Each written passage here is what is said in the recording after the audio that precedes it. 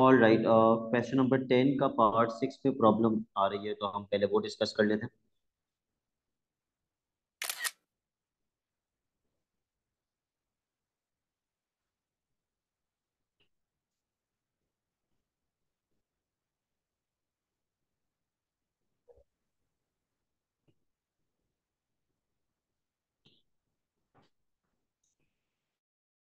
क्योंकि हमारा system equilibrium में है, हम वही करेंगे। Forward minus backward is equal to zero, and upward minus downward is equal to zero. Forward forces Mubashir आपने क्या यूज की? 6 cos 45 -2 cos 60।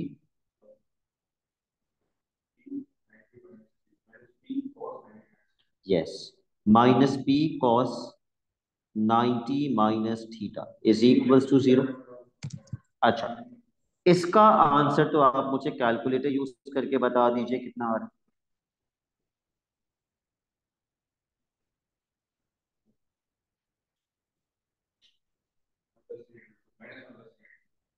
-1 + 3 √2। cos 90 - theta is sin theta is equal to zero. -1 + 3 √2 is equal to p sin theta. ये पहली equation आ गई।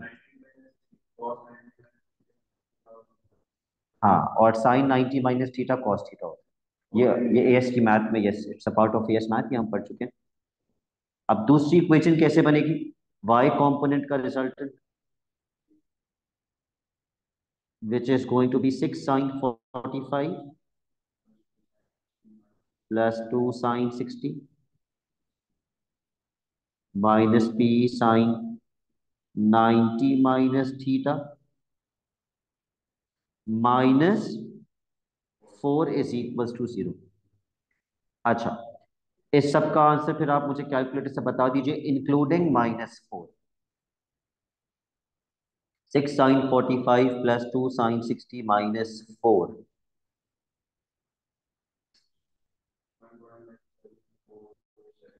1.9747 minus P sine 90 minus theta की जगह हम cos theta लिख देंगे। ये दूसरी इक्वेशन आ गई, अब हो जाएगा साइमल्टेनियसली। ठीक है। तैमूर, ये क्वेश्चन हो गया था आपसे? अच्छा, और हसन आपसे? और कोई क्वेश्चन जिसमें प्रॉब्लम आई है बता दीजिए। मैं पूछता हूँ तब भी आप लोग बहुत शर्मा शर्मा के बताते हैं। ओके, तो आज की क्लास का सबसे पहला क्वेश्चन जो हम करेंगे वो है question number 17, sorry question 18।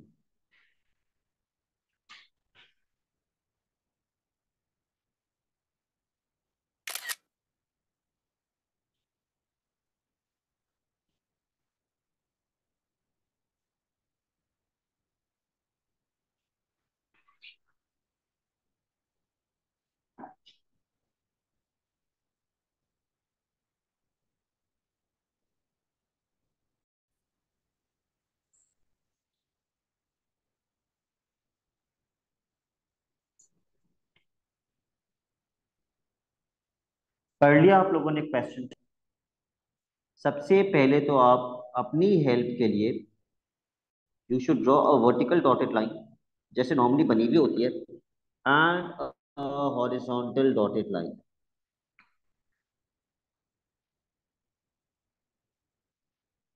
The question is find the tension in each of the two strings.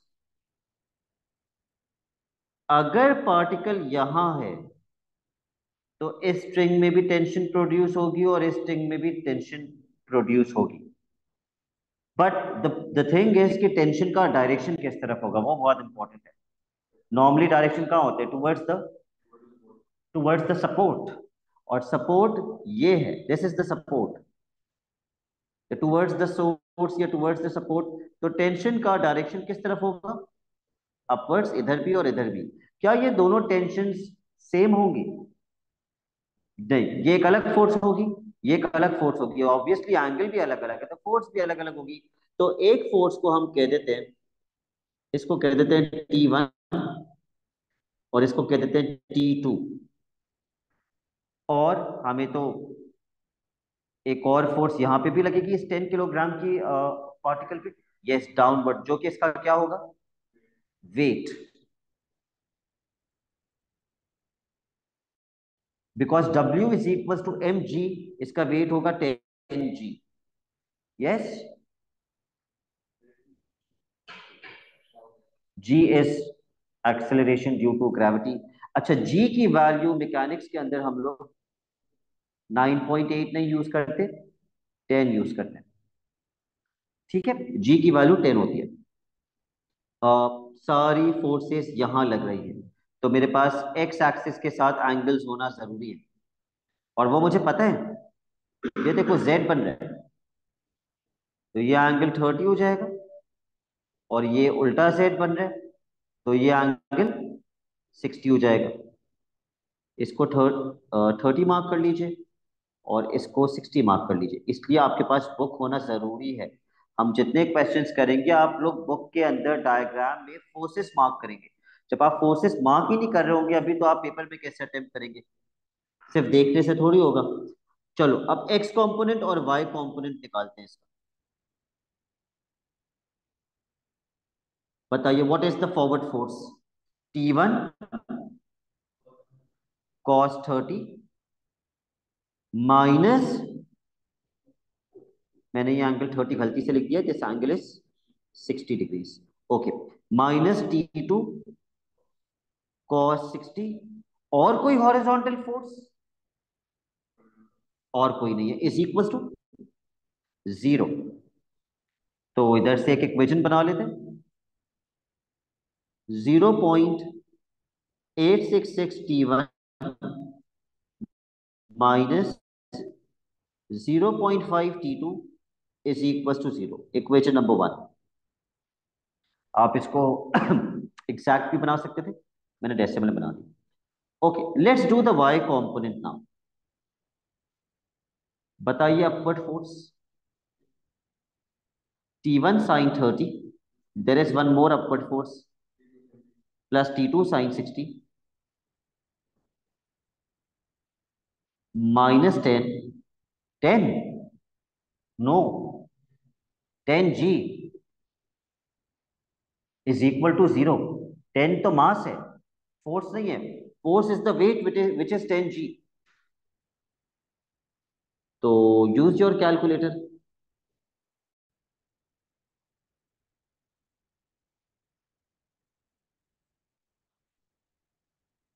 10g कितना होगा? अगर मैं बता चुका हूं g की वैल्यू 10 लेनी है आपने, 10g कितना हो जाएगा?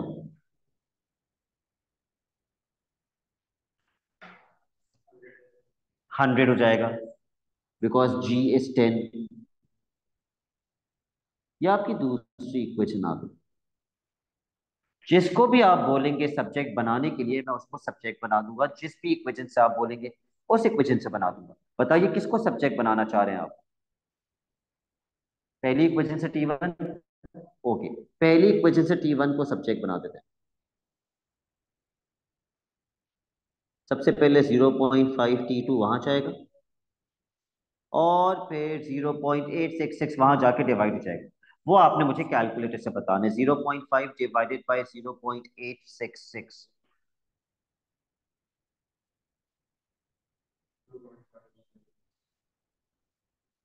0.5774 T2।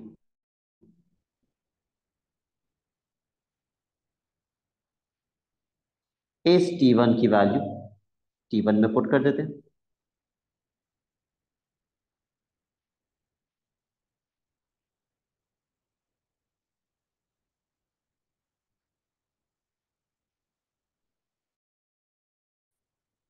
इसको सॉल्व कर लीजिए और मुझे बता दीजिए T2 कितना आ रहा है।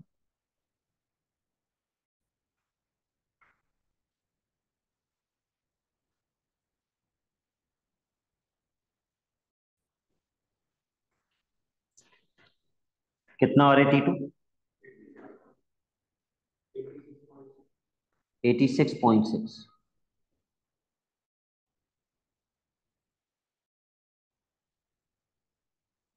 What about T1? यही T2 की वैल्यू उठा के यहाँ पुट कर देंगे तो T1 आ जाएगा। Can anybody tell me the value of T1?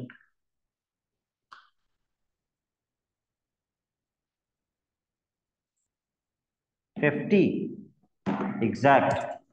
Okay Hasan, आप सॉल्व कर रहे हैं साइमल्टेनियसली? क्या आंसर्स आ रहे हैं आपके? यही आंसर्स आ रहे हैं।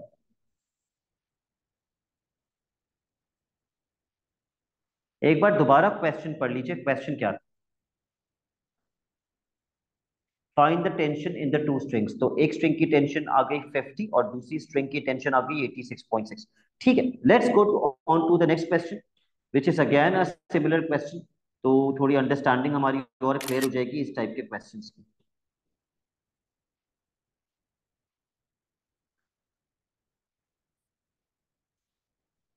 This is the diagram given in the question, and this is the question itself.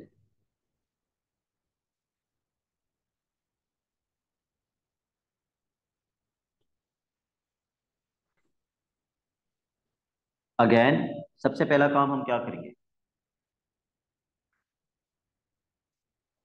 X axis और वाई एक्सिस बना लेंगे।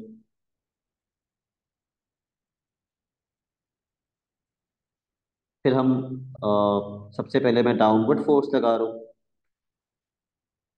जो कि पी का वेट होगा। पी का वेट क्वेश्चन में दिया हुआ है, मैंने पूरा क्वेश्चन कॉपी नहीं किया था। पी का वेट क्वेश्चन में दिया हुआ है 60 न्यूटन्स। ठीक है, a particle P of weight 60 newtons. नहीं तो आप डायरेक्टली डाउनवर्ड फोर्स 60 न्यूटन्स लिख दें। ठीक है, मास इसका मतलब कितना है पी का? मास 6 किलोग्राम है लेकिन वेट 60 न्यूटन है। Okay, what about the angles? कितने कितने लग जाएंगे?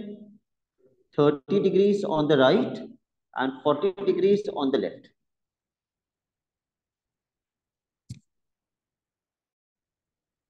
And what about the forces? एक आप लगा दें T1 और दूसरी आप लगा दें T2।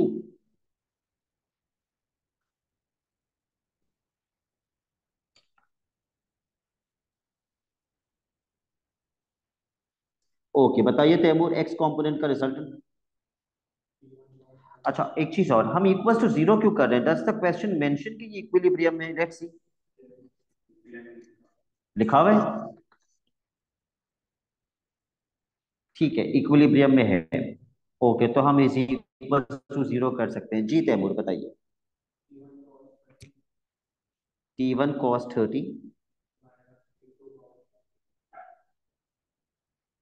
Minus T2 cos 40 is equal to zero. पहली इक्वेशन बना के मुझे बता दीजिए क्या आ रही है।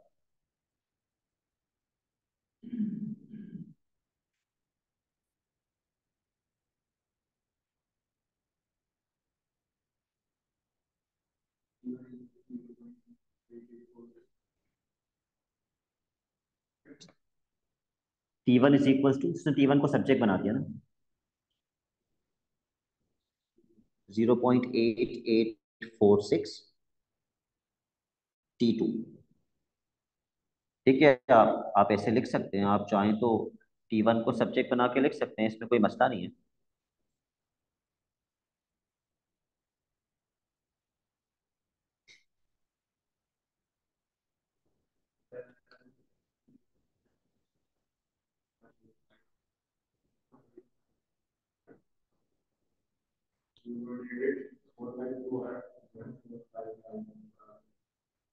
एग्जैक्ट कॉस 40 अपॉन कॉस 30 करो। cos 40 अपॉन cos 30 0.8846 ही आएगा। ठीक है, तो एग्जैक्ट होने से, एग्जैक्ट वैल्यूज यूज करने से फर्क पड़ता है आंसर के ऊपर। वर्टिकल कंपोनेंट हसन कैसे डिराइव करेंगे? T1 sin 30 plus T2 sin 40 minus 60 is equals to 0।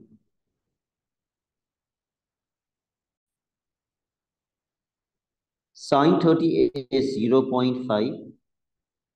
मुझे साइन 40 की वैल्यू कैलकुलेटर से बता दीजिए कितनी आती है।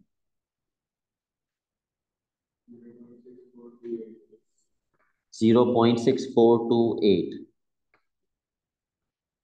T2 -60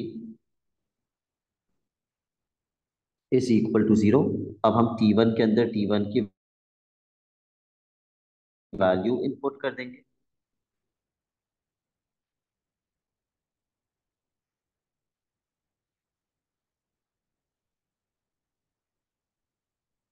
तो यहां से आपने मुझे अब निकाल के बताने T1 कितना आ रहा है और फिर T2 कितना आ रहा है।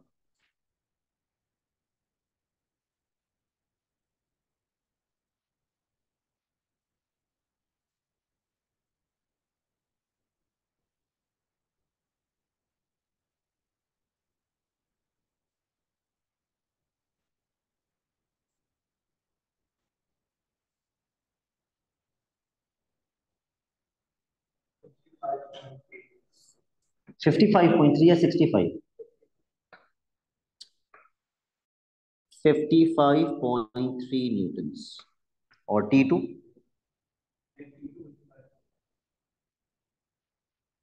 अच्छा हाँ, T2 आएगा फिर।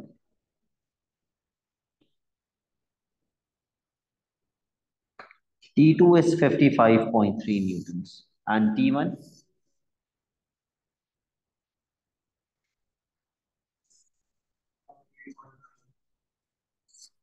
48.9।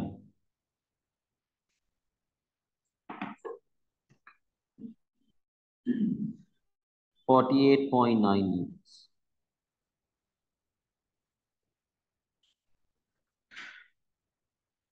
असल आप पे ही आ रहे हैं।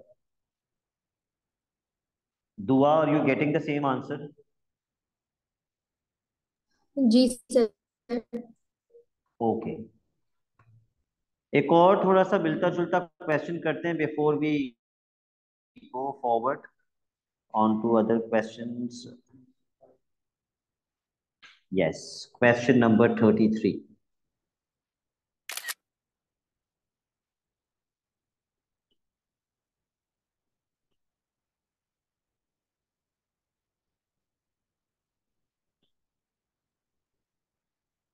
भाई पहले क्वेश्चन ठीक से पढ़ना, उसके बगैर नहीं हो पाएगा।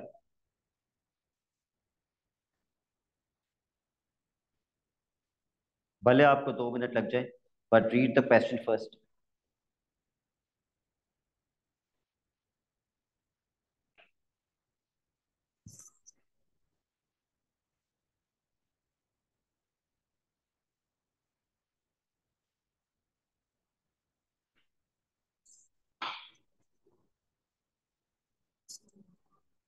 पढ़ लिया?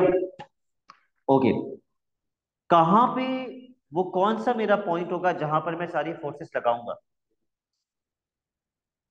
ए, wrong.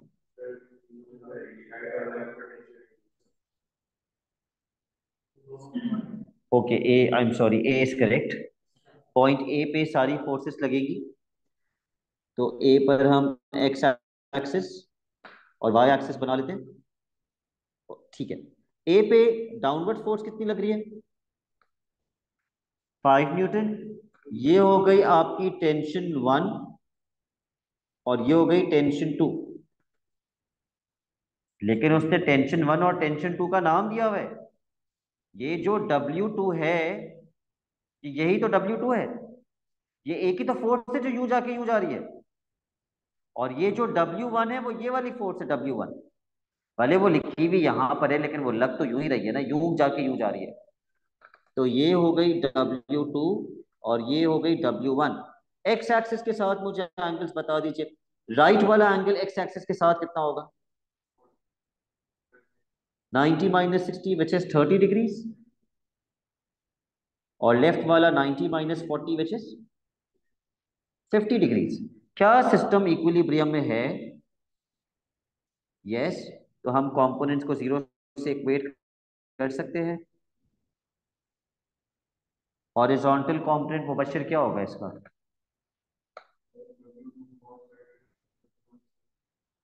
W2 cos 30 minus W1 cos 50। ठीक है, इज इक्वल्स टू 0। यहां से मुझे पहली इक्वेशन बना के बता दीजिए क्या आ रही है।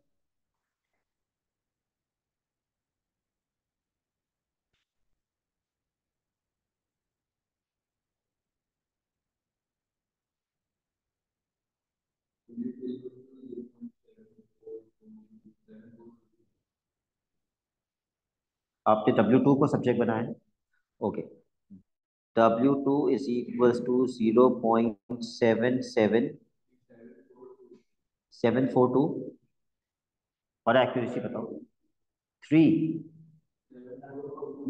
7422 W1। This is our first equation. Vertical component भी ऐसे ही बन जाएगा, ये भी पिछले क्वेश्चन जैसा ही है। W2 sin 30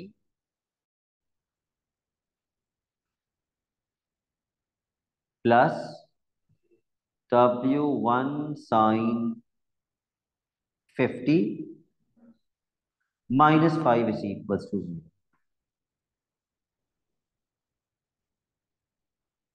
हसन मुझे sin 50 की वैल्यू बता दीजिए कितनी होती है। 0.7660 और 0 के बाद क्या है? अच्छा, तो फिर 0 ही रहने देते हैं।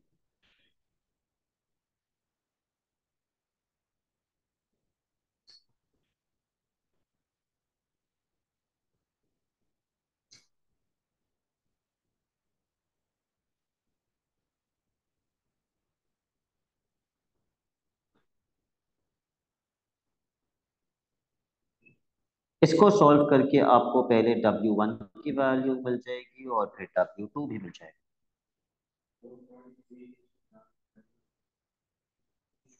4.397, तो इसको मैं क्या लिखूंगा? 4.40 न्यूटन।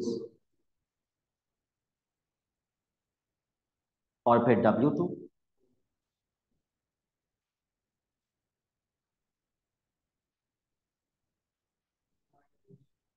3.26 न्यूटन।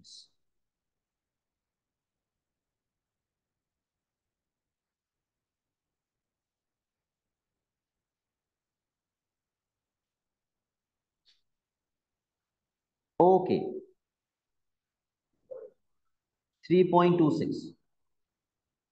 क्वेश्चन 35, ये भी थोड़ा सा ट्रिक क्वेश्चन है। इसका पहला पार्ट तो बच्चे कर लेते हैं, दूसरे पार्ट में प्रॉब्लम आती है बच्चों को इसके, इस क्वेश्चन के। पढ़ लो पहले सुकून से इत्मीनान से क्वेश्चन, देख लो सारी फोर्सेस। ये थीटा है जो 0 लग रहा है, it's theta.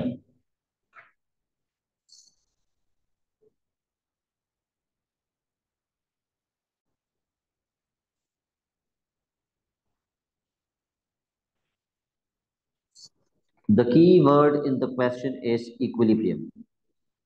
Find the values of F and theta. वही काम करेंगे हॉरिजॉन्टल और वर्टिकल कंपोनेंट वाला।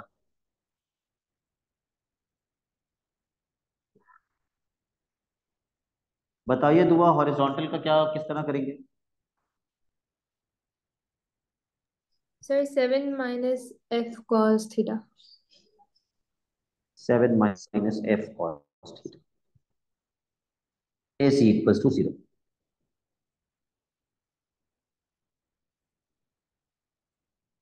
और y के लिए Mubashir 4 - f sin theta is equals to 0। Simultaneously कर दो, f भी मिल जाएगा और थीटा भी मिल जाएगा। पहली इक्वेशन से मैं f को सब्जेक्ट बना दूं।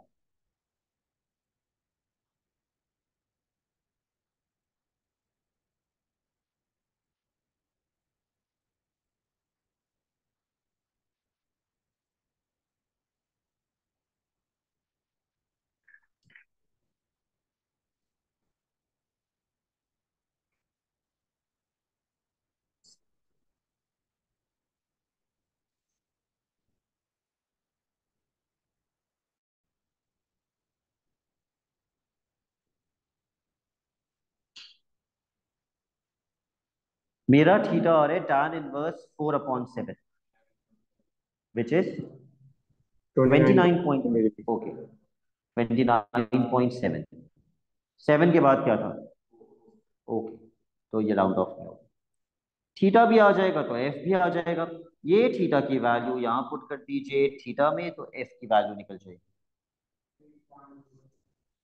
8.06 Newton's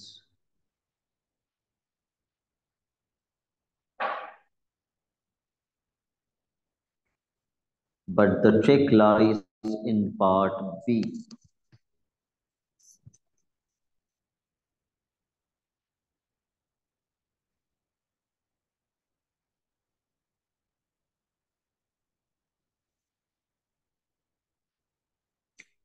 The force of magnitude 7 newtons is now removed.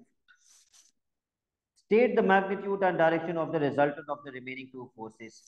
जब तक 7 न्यूटन की फोर्स थी रिजल्टेंट का मैग्नीट्यूड कितना था 0 क्योंकि सिस्टम इक्विलिब्रियम में था जैसे ही 7 न्यूटन की फोर्स हटेगी यू ऑल ऑफ फिजिक्स आपको बताना चाहिए अब क्या होगा डायरेक्ट बताना है आपको विदाउट एनी वर्किंग अगर 7 न्यूटन की फोर्स की वजह से ये ऑब्जेक्ट ये पार्टिकल यहां रुका हुआ था इक्विलिब्रियम में था जैसे ही 7 न्यूटन की फोर्स हटेगी ये कहां जाएगा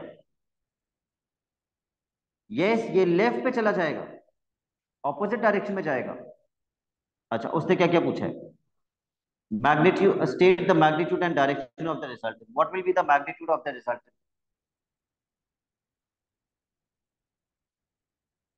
7 न्यूटन अगर ये 7 न्यूटन की वजह से मैग्नीट्यूड 0 था जब ये खत्म हो गई तो अब रिजल्टेंट का मैग्नीट्यूड 7 न्यूटन होगा और ये पीछे की तरफ जाएगा ठीक है तो रिजल्टेंट का मैग्नीट्यूड 7 न्यूटन होगा magnitude of resultant is equals to 7 newtons and direction is आप इसको ड्यू वेस्ट भी कह सकते हैं आप इसको नेगेटिव एक्स एक्सिस भी कह सकते हैं आप इसको टू द लेफ्ट भी कह सकते हैं तो आप याद रखिएगा अगर किसी फोर्स की वजह से सिस्टम इक्विलिब्रियम में है उस फोर्स को हटाते ही उसी फोर्स के ऑपोजिट डायरेक्शन में ऑब्जेक्ट जाएगा और रिजल्टेंट उतना ही होगा जो वो फोर्स हटाई है आपने जितनी फोर्स हटाई है उतना ही रिजल्टेंट होगा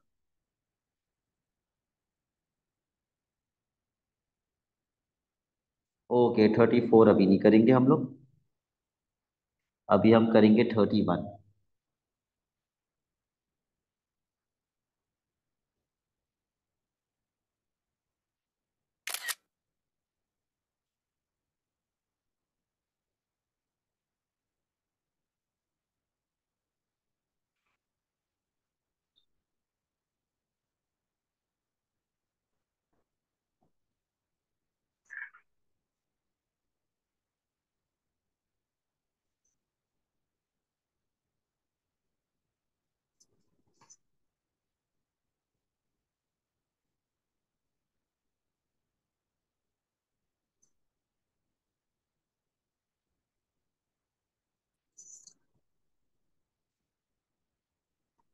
what do we have to find